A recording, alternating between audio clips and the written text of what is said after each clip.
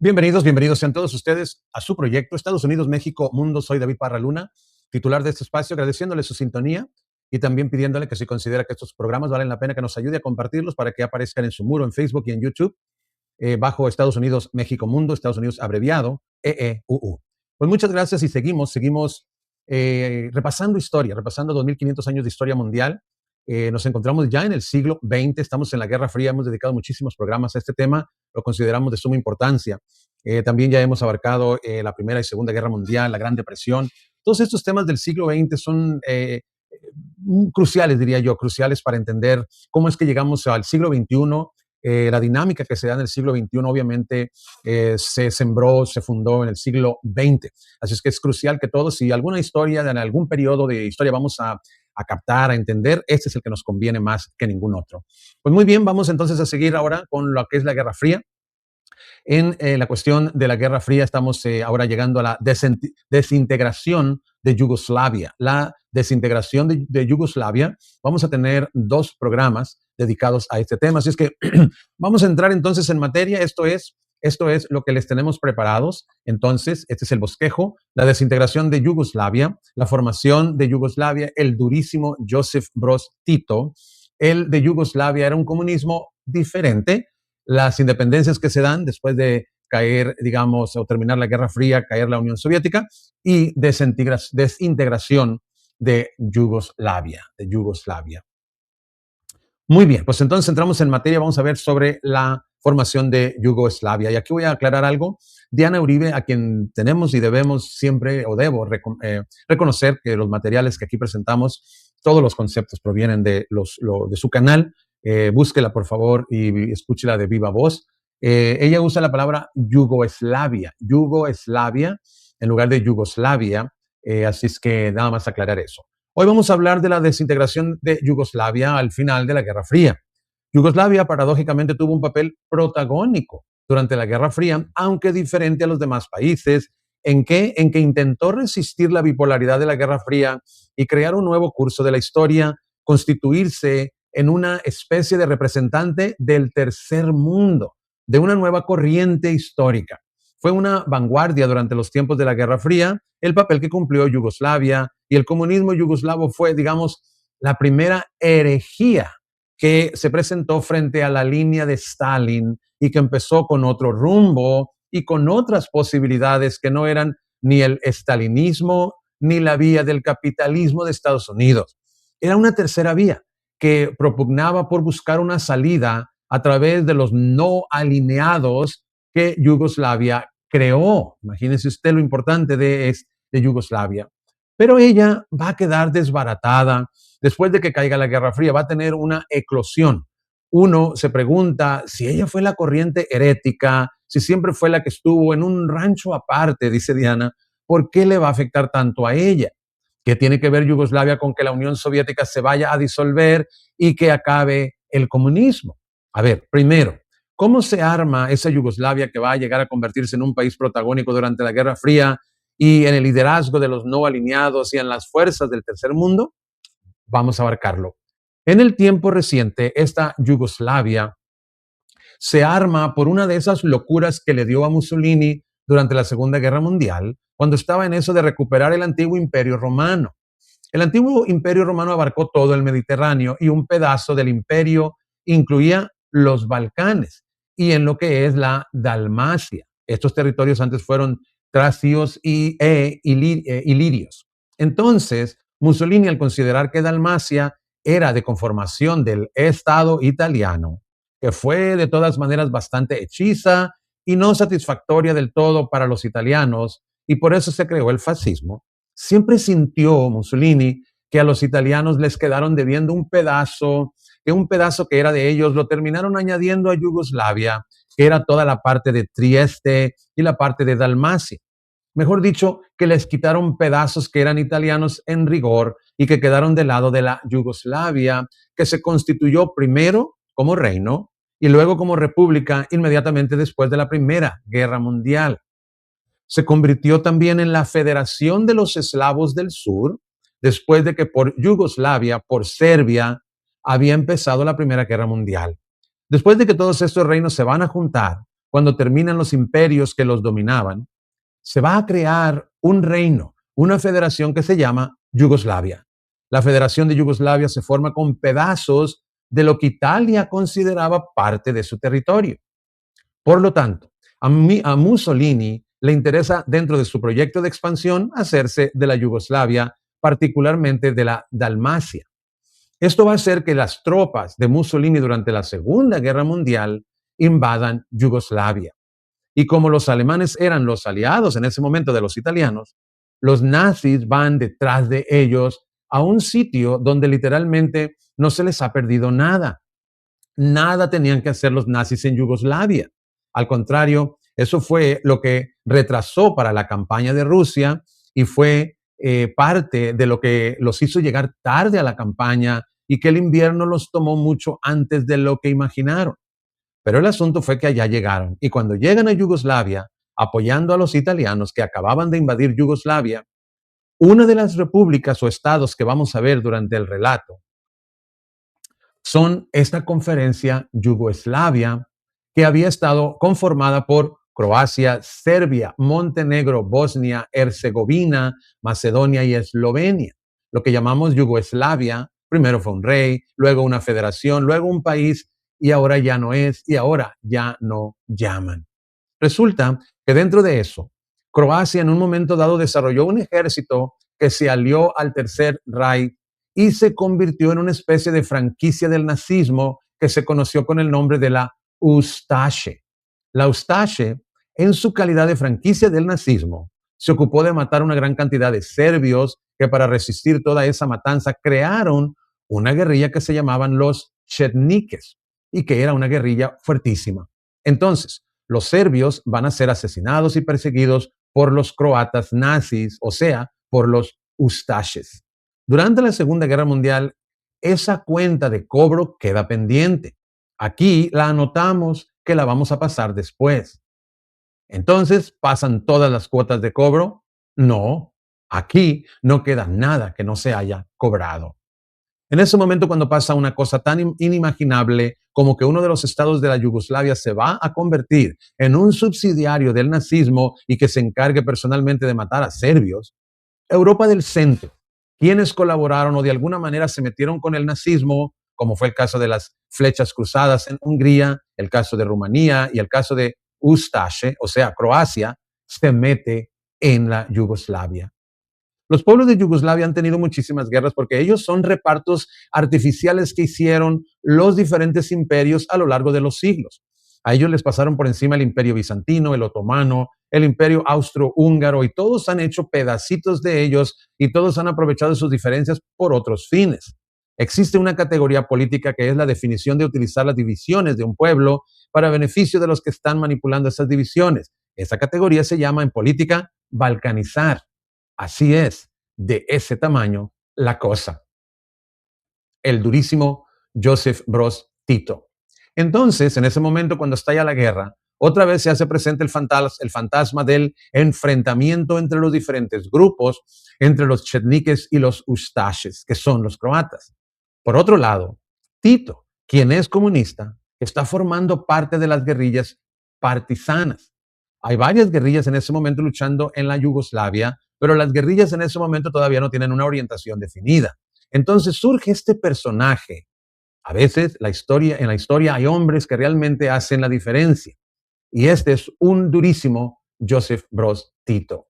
Tito era comunista, había sido del Partido Comunista y ahora se había ido a Rusia. Conoció y admiraba a Stalin. Digamos que era parte del mundo comunista de esa época y va a tener la claridad suficiente para organizar la lucha en Yugoslavia de manera que sea eficaz y contra los que son. Tito es croata. Eso le va a dar a él una credibilidad muy grande porque él siente vergüenza, una vergüenza enorme de pensar que su país esté colaborando con los nazis. Pues esto no tiene presentación. Tito es hijo de un padre croata y de una madre eslovena. Él sabe lo que son las naciones de Yugoslavia porque es hijo de dos. Tito ve que esto se está desbaratando en una guerra que así como está no va para ningún lado. Entonces Tito pone a todas las guerrillas de acuerdo, les dice, miren, vamos a ponernos de acuerdo para la foto. Aquí el enemigo es el nazismo en todas sus formas, en su forma alemana, italiana o croata. aquí nosotros no nos vamos a poner a pelear entre nosotros, porque si lo hacemos nos fragmentamos y este animal que es el nazismo nos hace de almuerzo. Nos vamos a organizar. La mía es la guerrilla comunista partisana y conmigo son bienvenidos todos los que estén luchando contra los nazis, como quiera que se llamen, donde quiera que se paren. Aquí hay cobijas, aquí hay comida y aquí hay apoyo para todo el mundo. De esa manera, en torno al comunismo y en torno a la guerrilla de los partisanos como forma de resistencia de la invasión nazi, Tito va montando un ejército y va unificando la Yugoslavia. La va unificando, identificando rápidamente a un enemigo común. Si Tito hubiera sido serbio, probablemente no le hubieran creído tanto, porque Serbia siempre ha tenido pretensiones expansionistas dentro de la Yugoslavia, porque tiene un proyecto que se llama la Gran Serbia, que es recuperar lo que durante el siglo XII fue suyo, teniendo en cuenta que cada uno de los reinos de esta Yugoslavia fue durante una semana hegemónico en la región. Entonces, si todo el mundo se pone en el mismo plan, pues ahí sí se puede, porque todo el mundo tendría razones para alegar que yo en el siglo XI, que yo en el siglo XIII por la mañana, que yo en el XIV a las 6 fui dueño de la mitad de esto, todas estas tierras. Entonces esas pretensiones, digamos, del proyecto de la Gran Serbia hacían que a los serbios no les creyeran muchas cosas por ese proyecto latente. Pero Tito es croata, entonces lo consideran un hombre que está liderando una resistencia legítima contra una vergüenza histórica, que es el hecho de que Croacia se haya puesto al servicio del nazismo y se haya vuelto un estado nazi, la Ustasha. Entonces, unifica todas las guerrillas y cuando las unifica llega a crear una forma de lucha tan supremamente eficaz en las montañas de los Balcanes. Balcanes significa montaña, en esas escarpadísimas zonas de todo lo que es el mar Adriático. Esos montes son tan particulares que Montenegro se llama así porque la tierra es de un color negro, por eso lo de Monte Negro, las montañas de al lado. Sí, esos son famosos en la historia. Cuando los macedonios de allá llegaron a Afganistán, dijeron, ustedes tienen que ser soldados salados, los que pueden entrar a mi fortaleza y buscar a Rosana. En tiempos de Alejandro, Alejandro llegó con sus macedonios, se montaron por las montañas y ahí están mis soldados salados. En la Yugoslavia hay soldados salados porque solamente ellos saben trepar esas montañas. Las montañas son inexpugnables y en realidad nadie se mete allá, nadie que se meta allá va a salir bien librado. Tito junta el conocimiento que tiene Tito junta el conocimiento que tienen ellos de sus escarpadas montañas, la ferocidad tan impresionante con que son capaces de luchar y una manera clara y una organización militar, porque Tito era un mariscal, un militar, un político, un ideólogo, era un tipo, digamos, de una visión muy penetrante de su época y el hombre unifica todo esto con tal eficacia que Yugoslavia termina ella solita derrotando a los nazis, ella sin ayuda de nadie, o sea, a los nazis los derrotaron los soviéticos en Stalingrado y en Kursk y de una manera más pequeña, con menos miniseries, los yugoslavos. En Yugoslavia, mejor dicho, pare de contar. Los países empiezan a ser liberados y en la medida en que son liberados se comienza a armar la Guerra Fría. A medida que Estados Unidos va liberando un país, la va metiendo dentro de su órbita de influencia y la Unión Soviética hace lo mismo. Pues a la Yugoslavia llega un punto en que ninguno de los dos la liberó y por ende Yugoslavia no le debe a nadie su independencia ni su salida de los nazis y por lo tanto no puede ser considerada ni protectorado, ni todas estas leyes de transición, ni estos gobiernos de turno, ni todas estas situaciones que vimos que había sufrido los europeos inmediatamente después de terminar la guerra y que daba un carácter de interinidad a esas naciones y digamos de una indefinición transitoria muy complicada. Nada de esto le pasó a la Yugoslavia porque ella se curó por lo sano, sacó a los nazis ella solita para el momento que llegaron la Unión Soviética a Estados Unidos. Ella ya los tenía en un camión, los había empacado ahí a mordiscos y dijo, hagan con ellos lo que les provoque. Entonces, esa ferocidad de la Yugoslavia sorprende a todo el mundo. Dice, bueno, ¿y estos yugoslavios se las traen? Oye, mira qué furiosos, derrotar ellos solos a los nazis. Te comento, eso no es cualquier cosa.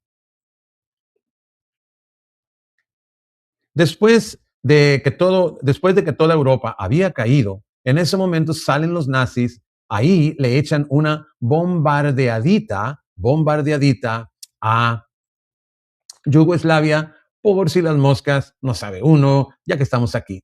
Estas cosas se ven en las películas de Kusturica, hay varias, y hay una en particular que se llama Underground, que es un testimonio fantástico de lo que ha pasado allá. Son solamente ellas las que nos hablan de Yugoslavia. El de Yugoslavia es un comunismo diferente. En ese momento, cuando las cosas están así, llega Stalin a definir cómo es que va a quedar Yugoslavia dentro de la posguerra.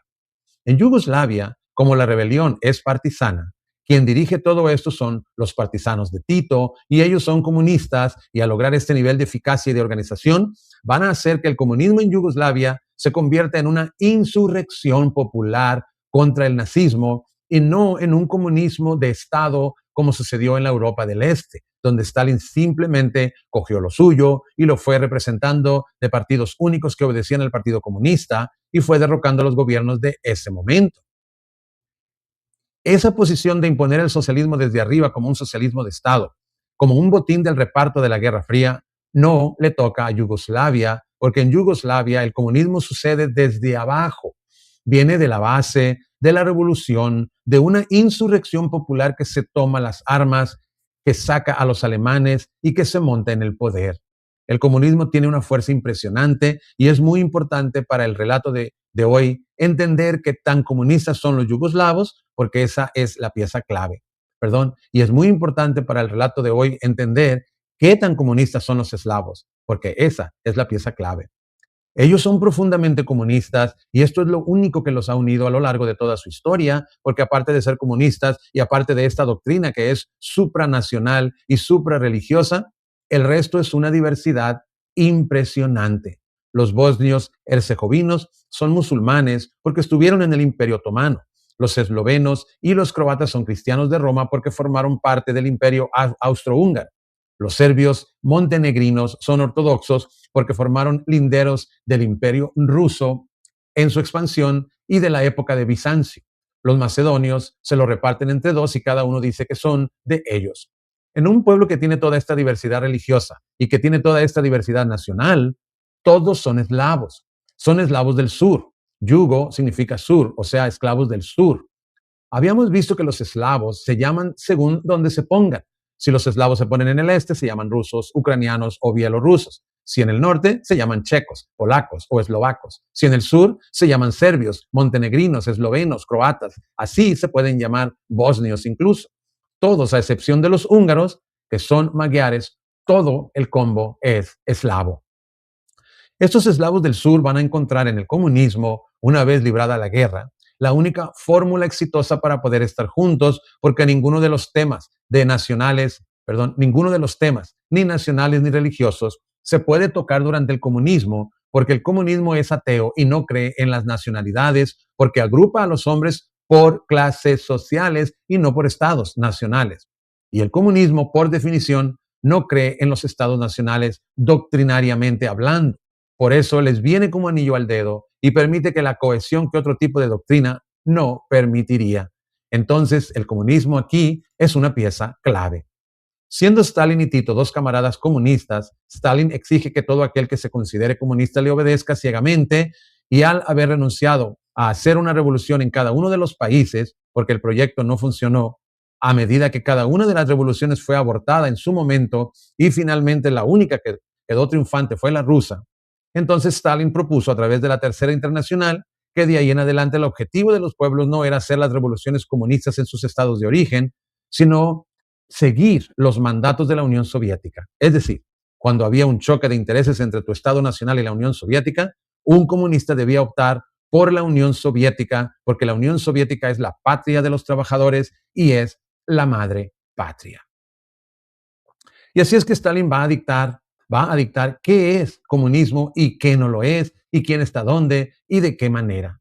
Cuando llegue ese momento en la contradicción entre ser yugoslavo o ser comunista, estalinista, Tito dice, no, señor, yo no. Yo sí soy comunista, pero a mi manera. Soy comunista yugoslavo. Y si usted me va a poner a escoger entre ser un comunista como usted y mi Yugoslavia, pues mi Yugoslavia. Tito era un tipo tan bravo que era capaz de enfrentársele a Hitler, a Stalin y a Estados Unidos. Eso se llama carácter. Sí, sí. O sea, Cuando uno se le puede poner bravo a esos tres tigres del siglo XX, es porque uno es pieza, es mucha pieza. Eso era Tito. ¿Saben ustedes lo que era levantarle la vocecita a Stalin? Imagina. Pues el tipo lo mandó para el chorizo y le dijo, no, señor, yo no voy a hacer lo que usted dice, yo voy a hacer lo que yo digo. ¿Y qué es lo que usted dice? Me lo estoy inventando, pero eso es lo que voy a hacer. Eso le da un testimonio totalmente distinto a la Yugoslavia desde el punto de vista del comunismo. Entonces, Tito organiza su Yugoslavia a su manera, lo hace restringiendo todos los nacionalismos para que ese fantasma, que es el más poderoso que ellos tienen por dentro, no vaya a acabar con el proyecto de una Yugoslavia comunista. Usted no puede ser nacionalista y comunista al mismo tiempo, no se puede. Lo que va a hacer es una represión igualitaria sobre cada uno. Es decir, si el tipo va a matar a dos serbios, mata a dos croatas, a dos bosnios, a dos montenegrinos y a dos eslovenos, no sea que lo acusen de favoritismo. Eso sí, es milimétrico, con una voluntad de hierro, con una represión brava, porque los opositores políticos de Tito eran llevados al ostracismo, a islas terribles. O sea, esto tiene un régimen de represión serio, como lo tuvo el estalinismo. Y se enfrentan los dos, y todo el que sea acusado de ser simpatizante de Stalin inmediatamente es llevado a un campo de concentración. Y en Rusia, todo el que sea acusado de ser simpatizante de Tito es llevado a un campo de concentración. La película para esto se llama de Kusturica también, cuando papá salió de viaje de negocios. Y es precisamente un tipo que escribió una caricatura sobre Stalin y lo van a llevar a trabajo forzado 10 años por acusarlo de stalinista. Tito va a ser su Yugoslavia, pero la Yugoslavia le queda linda con las paradojas que tiene la historia, pero le queda fantástica, chévere, pujante, con un sentido de misticismo profundo. Le queda un proyecto histórico de raca mandaca. Cuando el tipo la tiene completamente clara, dice, vamos a tratar de crear una corriente histórica que no esté ni con Estados Unidos ni con la Unión Soviética. No se trata de ser capitalistas, pero tampoco de ser estalinistas. ¿Qué es lo que cuestiona Tito? Cuestiona el comunismo soviético, no el comunismo como doctrina. Y hasta ese momento no se había cuestionado el comunismo soviético porque como era el único que había triunfado, era la única medida que se conocía. Vamos a juntarnos con otros países que tampoco le deban su independencia, ni su descolonización, ni su liberación, ni a Estados Unidos, ni a la Unión Soviética. Vamos a juntarnos y vamos a armar un combo aparte. De esa manera se va a encontrar con Pandit Jawaharlal Nehru en la India. La India se independizó con una materia prima que ellos poseen y que no lo deben a nadie, a saber, la fuerza del espíritu. La campaña de la no violencia de Gandhi hizo que nadie les diera las armas, que nadie le llevara a los mercenarios, que nadie los llenara de odio, sino que la fuerza enaltecedora del espíritu de la nación de la India hubiera avergonzado a los británicos hasta cumplir la palabra de que se fueran caminando de vuelta atrás de la India. Entonces, Nehru es el hombre. Y por otro lado está Gamal Abdel Nasser, que está generando el panarabismo como proyecto histórico que va a iluminar una salida no colonial de los pueblos árabes. Por otro lado está Indonesia, porque es en la conferencia de Bandung, Indonesia, en 1955, cuando estaba Suharto, que se va a lograr, que se va a lograr la cumbre que da origen a los no alineados frente a la Unión Soviética y Estados Unidos, y es decir, no sometidos a la bipolaridad de la Guerra Fría que hacía imposible que cualquiera pudiera optar por un rumbo propio y evitar la confrontación este-oeste como escenario de ajedrez para todos. De eso se tratan los no alineados. La idea es de Tito. Él la va a sacar adelante. Ese es el sentido que tiene la organización de los no alineados. Para eso se creó. Terminada la Guerra Fría, queda como bastante difuso el objetivo de continuar y para dónde van y qué hacen ahora. Las brújulas ahora son mucho más confusas porque no hay un orden claro, como lo había en la Guerra Fría, frente al cual plantear una tendencia que representara a los países del tercer mundo y no a las potencias. Esa tendencia tenía un nombre propio, se llamaba Josip Broz Tito. Tito logró su proyecto, logró montar a los no alineados. Fue uno de los adalides del tercer mundo. Fue uno de los que dio caminos para buscar otra luz bajo el sol, otra circunstancia histórica, y mantuvo con Stalin una pelea a muerte durante la vida de los dos.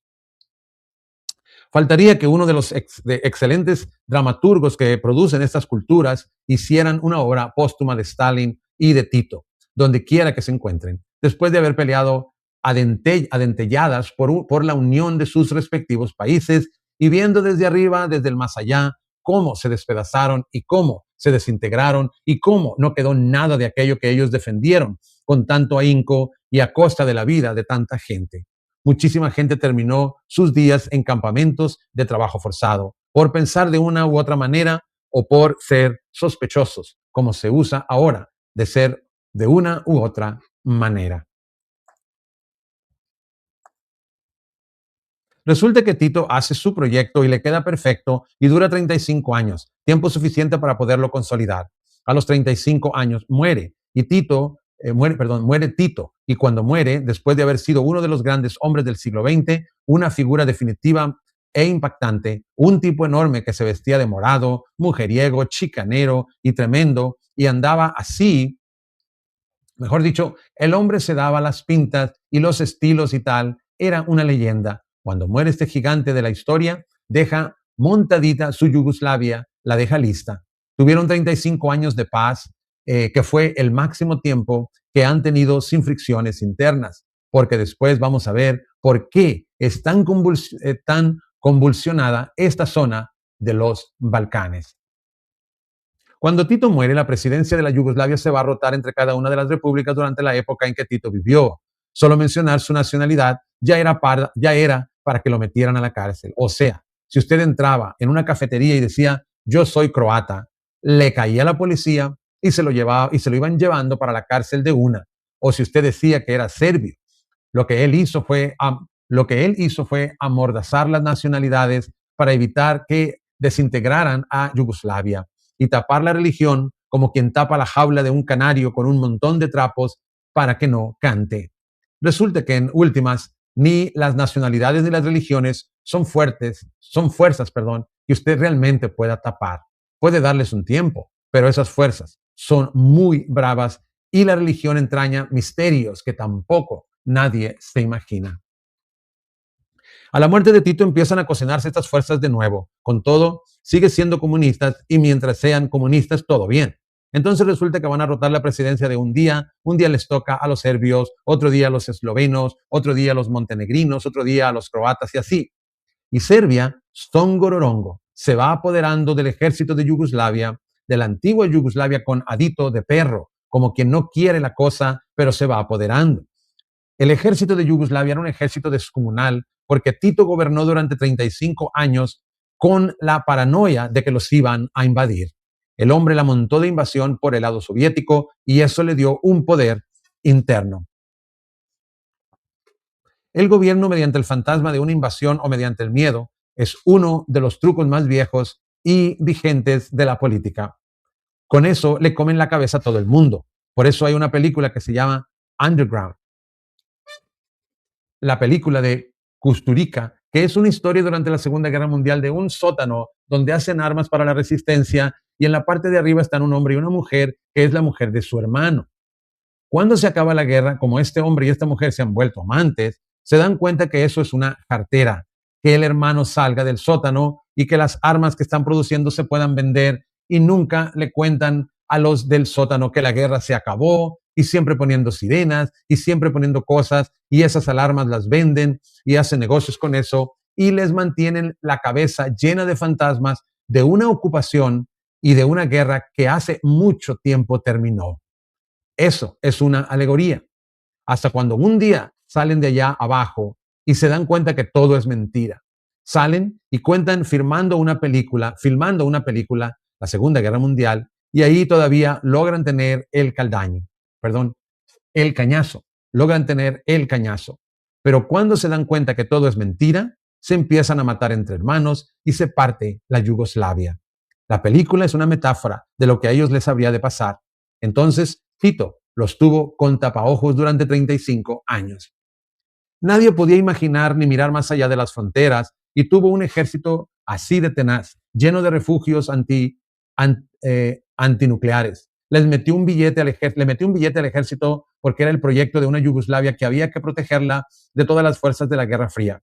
toda la infraestructura de esa Yugoslavia que había que proteger de la Guerra Fría, el ejército fue quedando poco a poco en manos de los serbios. Y al quedar en manos de los serbios, se rompe el frágil equilibrio de poderes que había logrado sobrevivir una década después de la muerte de Tito.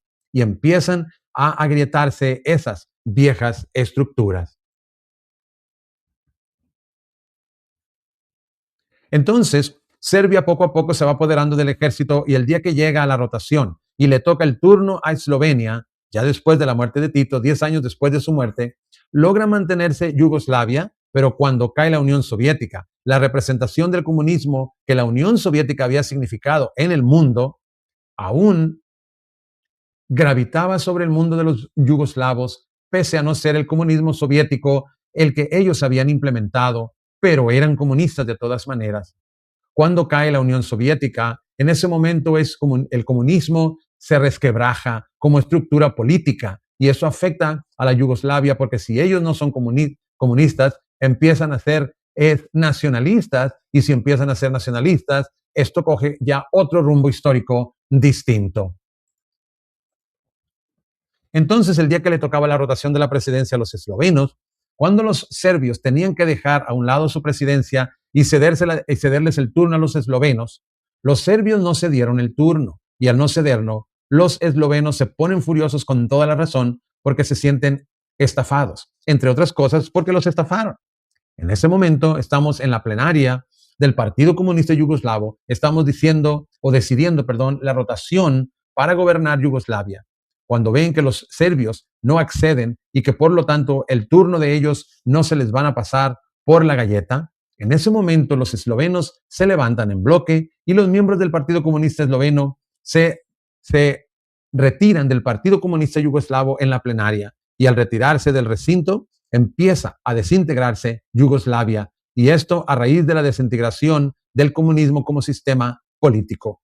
Esto es la crisis que le va a producir al comunismo como idea el fin de la Unión Soviética y el fin de la Guerra Fría, porque entre otras cosas, Yugoslavia, si usted lo mira de otra manera, tiene todo el sentido dentro de la guerra. Dentro de la Guerra Fría es no alineada. Tiene un comunismo diferente, pero si desaparece el comunismo, ¿qué es la representación simbólica de acuerdo con la cual se ha dado todo el marco político de la Yugoslavia? Ellos también quedan a la deriva. Hemos visto cada uno de estos países cómo lo va a afectar el fin de la Guerra Fría y la caída del comunismo. Aquí se acaba la brújula, el faro. Así sea para llevar a la contraria, así sea para darse con los rusos, necesitaban a los rusos, necesitaban que extendieran los rusos, perdón, necesitaban que existieran los rusos y que hubiera un comunismo en el mundo frente al cual ellos se constituían como una referencia. Pero si el comunismo no está, ¿qué son? Entonces se retiran los eslovenos y al sentir que ya no pueden formar parte de un esquema comunista, porque ya las condiciones de igualdad que garantizan que eso funcione, se acaban de romper por la actitud de Serbia. Más bien quieren independizarse y buscar un rumbo como Estado-nación y se les ocurre que es más chévere que sean un país a que sean parte del Partido Comunista Yugoslavo. Entonces, los eslovenos, una vez que se retiran de ahí, aquí, entre otras cosas, eso queda en manos de los serbios. Van a empezar a buscar su independencia. Como toda la Yugoslavia se puede independizar y se puede desintegrar y la Unión Soviética se acaba de desintegrar frente a las narices del mundo, los europeos hacen un pacto con el cual queda claro que no se va a apoyar la independencia de ningún país nuevo de ninguna manera, porque entre otras cosas, los europeos también tienen rabo de paja. En Italia hay una parte norte y una parte sur, y la parte norte es el proyecto de la Padania, que dicen que ellos subsidian a napolitanos y a todo el sur. En Francia, Córcega y Cerdeña siempre se han querido separar. En Bélgica, francos y valones han creado dos culturas distintas dentro de un mismo país. Mejor dicho, si nos ponemos en ese plan, eso, con escoceses y con irlandeses, te comento. Entonces, como Europa sabe que también tiene un poco de tensiones de estados nacionales ahí fuertes, ha decidido que no le van a parar bolas a ninguna independencia de ningún país de la Yugoslavia, perdón. Y eso dijo, pero por debajo de la mesa Aquí se empiezan a manejar dobles agendas. Una cosa es lo que dicen y otra es lo que hacen. Entonces resulta que Eslovenia es un país pujante, tiene una buena economía, es un país saludable, tiene viabilidad, es un país que puede integrarse a Europa con relativa facilidad y mejor que ese comercio me lo gane yo, que sea el primero en reconocer la independencia a que se lo gane otro, que no le reconozca la independencia primero, dijo Alemania. Y Alemania le reconoció la independencia y al reconocerle a Alemania la independencia de Yugoslavia, de Eslovenia, pues allanó el camino para que los demás se empezaran a independizar. Entonces, los primeros eran como los más occidentales, son Eslovenia y Croacia porque eran los que pertenecían al imperio austrohúngaro. Todos estos pueblos fueron pedazos de imperio. Por un lado sin reinos, reinos específicos, pero por otro lado son pedazos de imperios hechizos porque los imperios, al habérselo repartido por los sistemas de enclaves, han creado y distribuido este mapa 1000 veces. Aquellos que quedan ahora cerca a Occidente en el mundo de la nueva Europa serían más viables y más fáciles de entrar, y más fáciles de entrar que aquellos que quedaron más lejos. Le reconoce la independencia a Eslovenia, luego a Croacia, quien se consideraba viable, parte del imperio austrohúngaro y que era católica.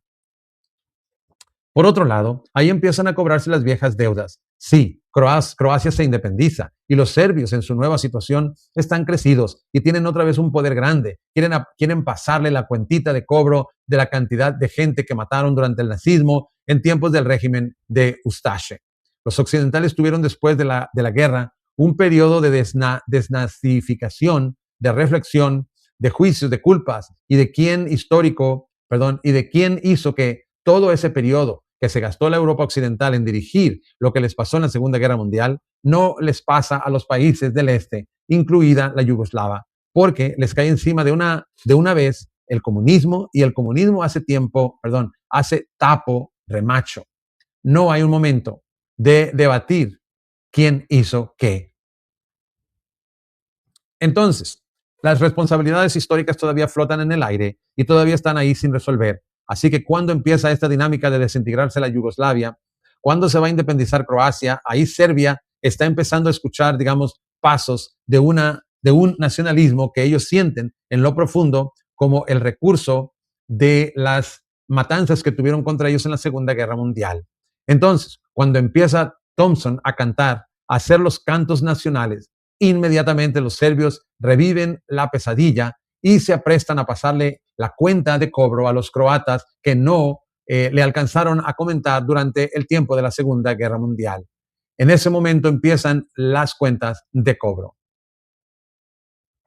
Ante la independencia de Croacia, en ese momento Serbia empieza la primera parte de la guerra, un enfrentamiento entre Serbia y Croacia. No es demasiado bravo para lo brava, perdón, no es demasiado bravo para lo brava que se va a poner esa guerra, pero es el comienzo. Entonces hay como una confrontación entre Serbia y Croacia por una cuenta de cobro de la Segunda Guerra Mundial. Ahí alcanza a desatarse una cosa bélica ya directamente. Cuando están en esas, Bosnia Herzegovina pide la independencia también.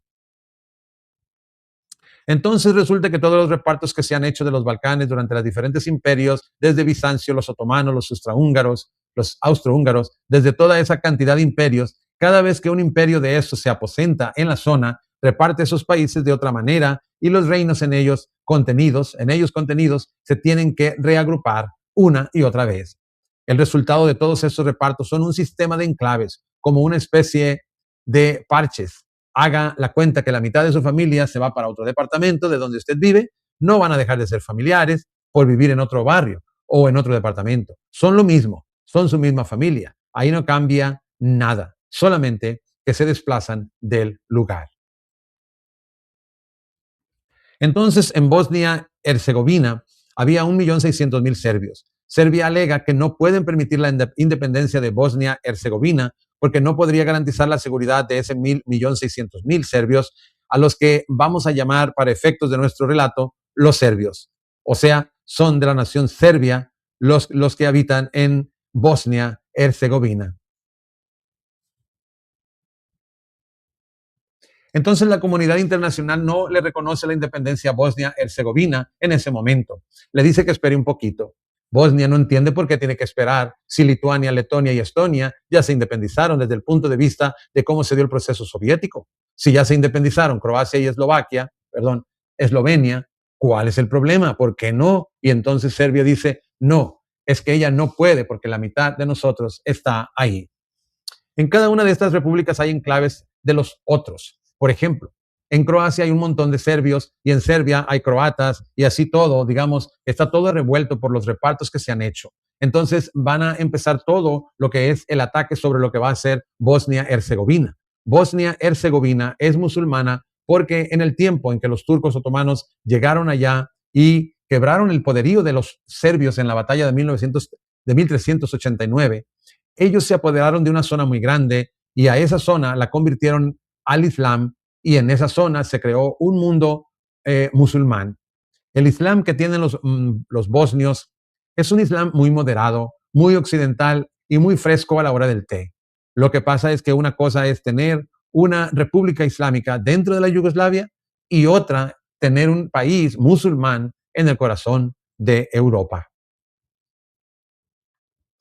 Aquí se empiezan a crear un montón de situaciones que cambian la doble agenda internacional, la voluntad de poder y el proyecto de la Gran Serbia, el carácter multilateral de la Bosnia-Herzegovina y el proceso de la desintegración de los Balcanes, que va a traducirse en una tragedia inmensa para el pueblo de la Bosnia-Herzegovina y en un proceso de desintegración que el pueblo mirará absolutamente perplejo, incapaz de comprender en el marco de la Guerra Fría y que sucede en las postrimerías de su fin y que nadie sabe a dónde conduce. ¿Qué va a pasar? ¿Por qué? ¿Y de qué manera? Lo veremos en el siguiente programa. Muchísimas gracias, muchísimas gracias. Es así como llegamos al final del programa. Ojalá que lo haya disfrutado, que le haya parecido ameno y sobre todo que estemos aprendiendo juntos todos estos acontecimientos sobre el pasado, cómo llegamos al presente, para poder sacar algunas conclusiones, desarrollar un proyecto que nos permita unirnos en torno al proyecto y empezar a generar cambios para que haya bienestar para todos. Muchísimas gracias de nuevo. Agradezco su sintonía. Si vea bien compartir nuestros programas, adelante, por favor. Y será entonces hasta la próxima. Pásela muy bien.